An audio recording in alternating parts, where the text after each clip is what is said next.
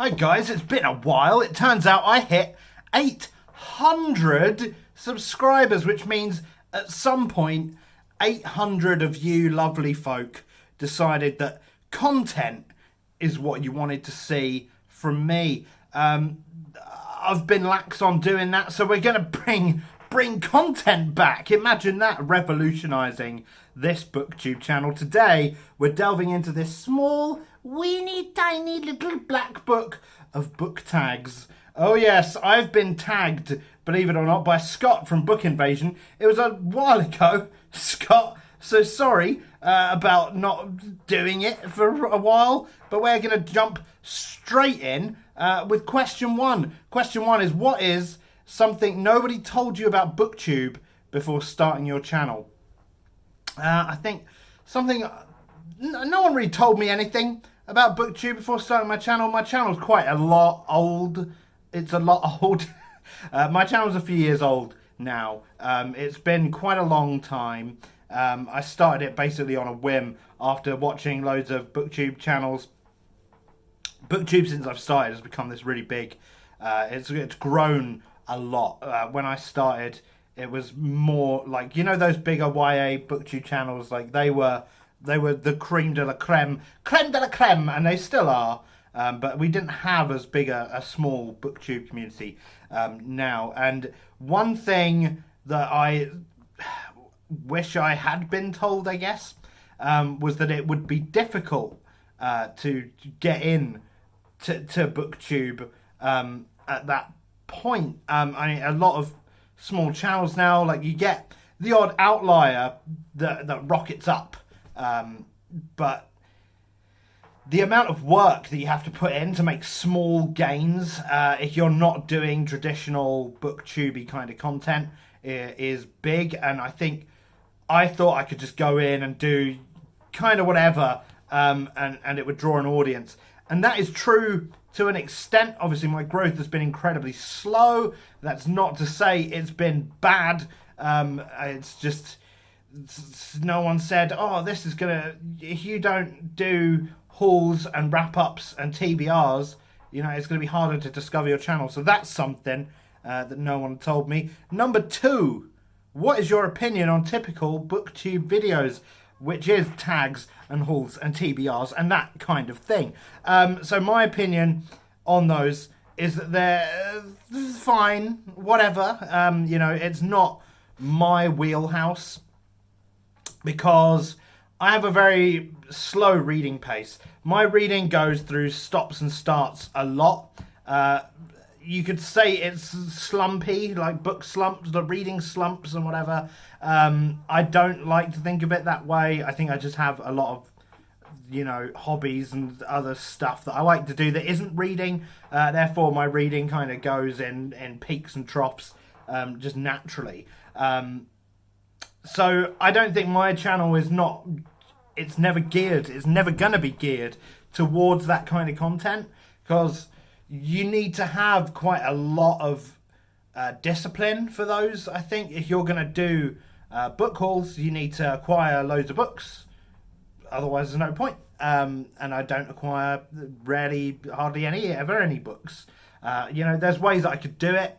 You know, the quarterly hauls or whatever, but I just don't want to. I don't particularly enjoy doing them. I did one or two back in the day, but I don't enjoy doing hauls. I don't really enjoy watching hauls either. I think it's just kind of like, look what I bought, and like that's fine. I guess if you know, it's good for like a discovery thing. For your channel, like your channel will draw viewers in if you do like those monthly videos, and it's good for the viewers too, like discovering new books to read. But it's just not my cup of tea. Not something I'll do. The TBRs, like, I'm never disciplined enough to bother sticking to a TBR. I don't really see the purpose. It's more like a schedule thing. Like, look at me, I'm going to read this book and this book and this book this month. And like, that's cool if you stick to it. But I feel like a lot of people don't stick to their TBRs. I think TBRs have kind of dropped off anyway amongst the community. And wrap-ups, I actually think are really good. Wrap-ups are great.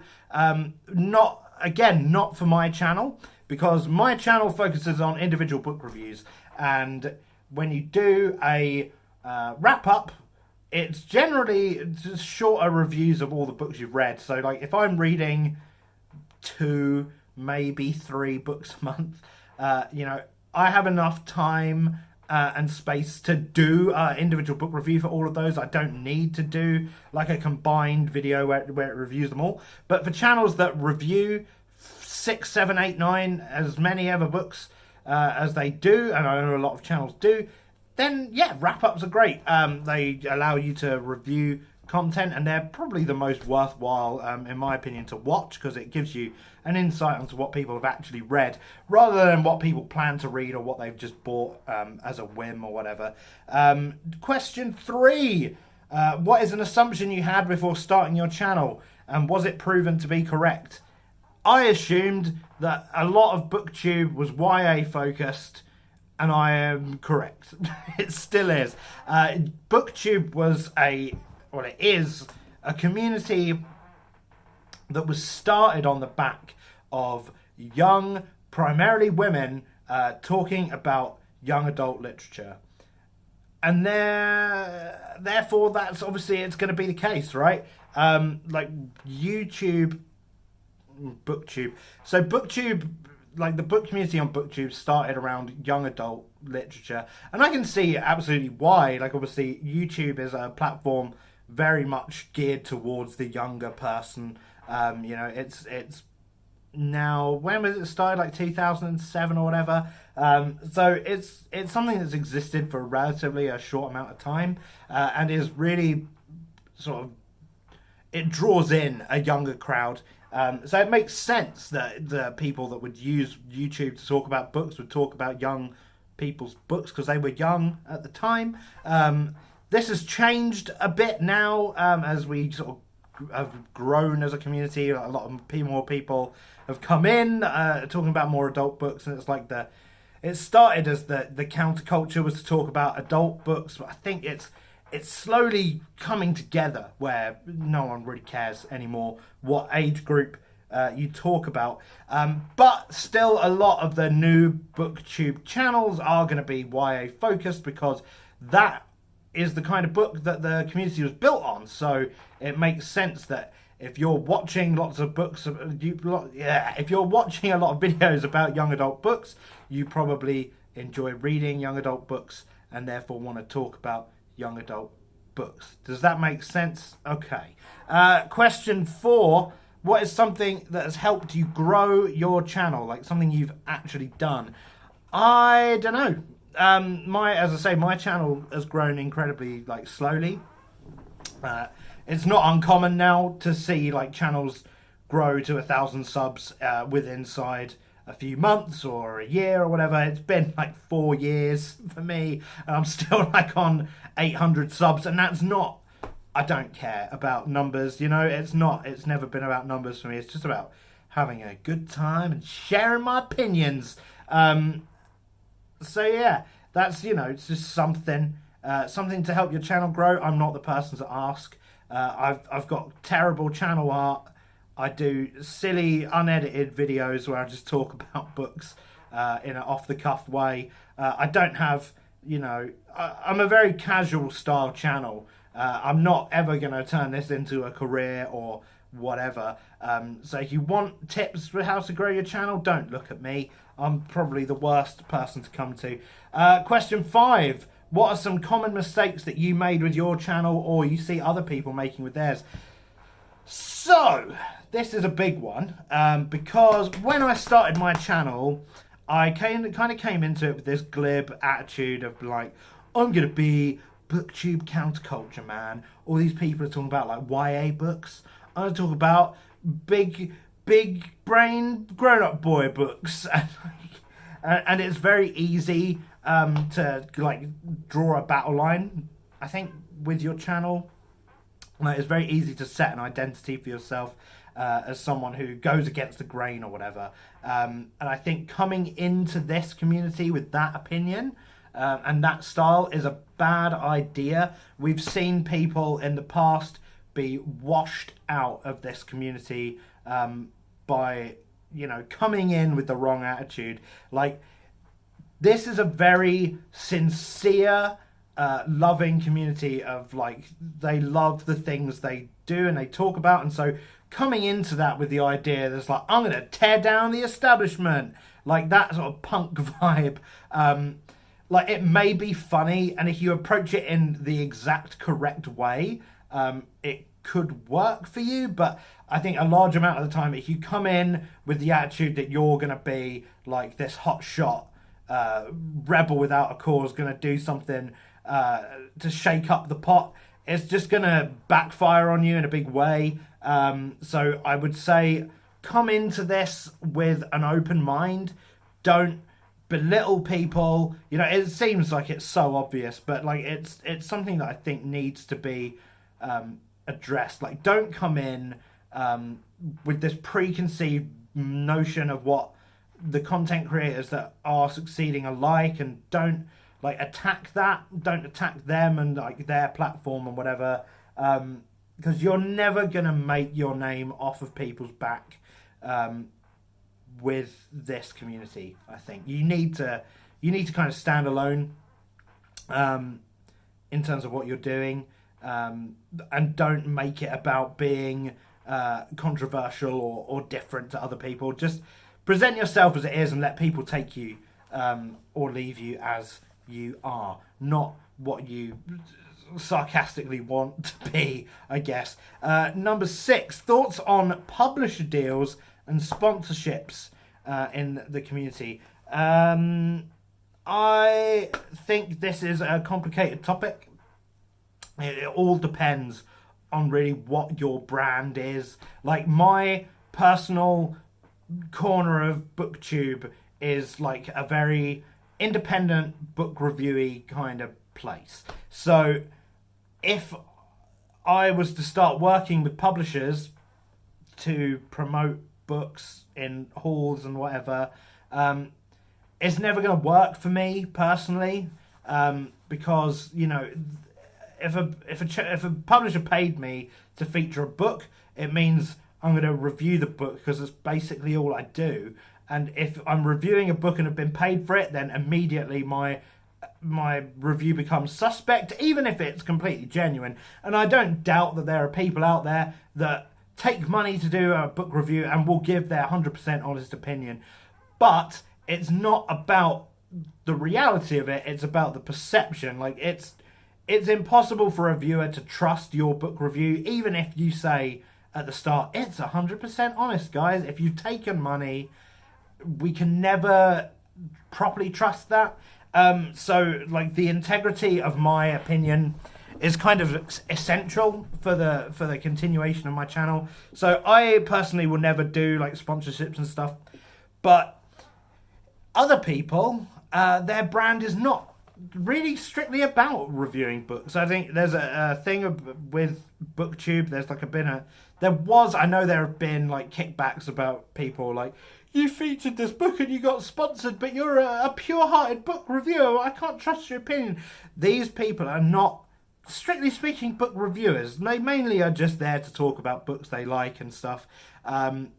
It doesn't have to be about reviewing it. Like, if you're doing a book haul full of books you don't know anything about other than that you bought them and you're just showing them off, and you feature a book that you were paid to present in that book haul, I mean, that's fine, isn't it, really? Because you have no real solid opinion on any of them. You're just presenting them as things you got, and that's okay. You know, so I don't have a problem with people doing sponsored like book videos. I do have a more of an issue with people doing sponsored book reviews, because I think it taints the opinion, or the perception of the opinion. You know, like, I'm sure there are tons of people that are honest with that, but you know, whatever. It's all about the optics, really, at the end of the day. And I personally don't care, but I do find it harder to engage and sort of like get excited about a book if I see someone's been paid to wave it in my face, because, you know, you're just marketing, and that's fine. Lots of marketing is not the worst thing in the world, but that's what you are. And as long as you're honest about that, Fine, whatever. Last question, number 7. Is Booktube dying? No. No, it's not. And we just have to look at, this past weekend, BookCon happened. And BookCon now has become this thing that's more geared towards booktubers than anything else. We've got, you've got the whole phenomenon of like 70 plus people coming together in one place to take a photograph of Booktube as a community. And search the Booktube newbie tag, you'll find like dozens and dozens of these videos come up every week. It's not dying. I think it could argue that it's changing. Some of the older, more established Booktube creators maybe are dropping off a little, and new people are coming to take their place. But that doesn't mean it's dying. It just means it's changing and it's evolving into something else. And I think, Booktube is it's in a weird spot where the original formula, like Booktube, book hauls, tags, TBRs, all of that stuff, it's those kind of videos are becoming less and less popular, but it's changing slowly into like book vlogs now. Reading vlogs are a big thing, and I don't know where that's going. Like, I feel like vlogs, because Booktube's kind of like it is a lifestyle subsection of YouTube, right? You got like the makeup community and daily vloggers, and that's kind of become like, instead of makeup, it's books, but it's kind of the same kind of content. What we don't have on Booktube is like the really crunchy analytical, like with the film review stuff. It started as this one thing where people would upload clips of the film and just like give their thoughts on it as they show clips. And now it's like video essays and stuff like that have become a big thing. And we don't have like really big video essayist style things for Booktube. And I don't know if we're ever going to get that. I certainly am not gonna make those, because I'm a bit of a dummy and I don't have the editing software all the time. But it's interesting to see how Booktube grows, especially as smaller creators come in and sort of make their mark and do something different with things. So yeah, Booktube's not dying, it's changing, and that's that. I'm not going to tag anyone because I never really do. I don't understand tags, but I've done this one. So thanks, Scott from Book Invasion, for tagging me in this video. I'll see you shortly with some more reviews, because I've actually read some books while I've been away, and I'm going to talk about them, I promise. It's just not going to be now, because you can see the light has gone all weird. It's because it's like sunset almost. So maybe at the weekend I'll upload some videos. Until then, keep subscribing. Get me to 1,000. Wouldn't that be nice as a end of year treat if I could get another 200 subs in 2019? Thanks for watching. Like it if you liked it, and I'll see you later. Bye for now.